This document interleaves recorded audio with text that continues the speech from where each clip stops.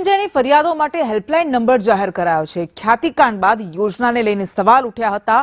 હવે 07966440104 આ નંબર પર માહિતી મળી શકશે।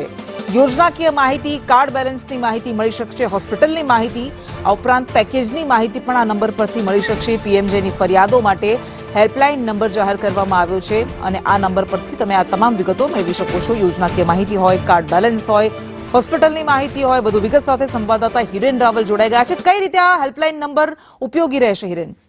હેલ્પલાઇન નંબર 24 કલાક કાર્યરત રહેશે અને ગાંધીનગર એનું સેન્ટર રહેશે।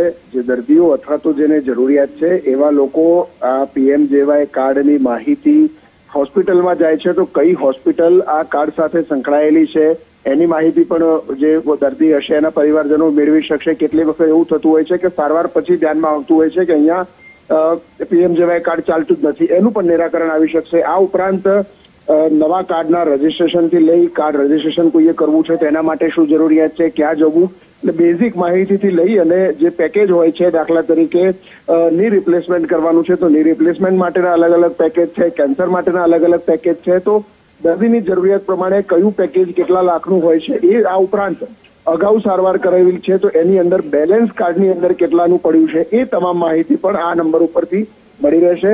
જે નંબર રજીસ્ટર મોબાઈલ નંબર હશે, રજીસ્ટર મોબાઈલ નંબર ઉપર તમારી ઇન્ક્વાયરી હશે તો ઇન્ક્વાયરીનો મેસેજ પણ જે તે દર્દીના રજીસ્ટર મોબાઈલ નંબર ઉપર પણ આવશે, જેથી કરીને દર્દીને પણ ધ્યાનમાં રહે કે એની જે ફરિયાદ છે એનું ટ્રેકિંગ ક્યાં સુધી ચાલી રહ્યું છે। જી આભાર।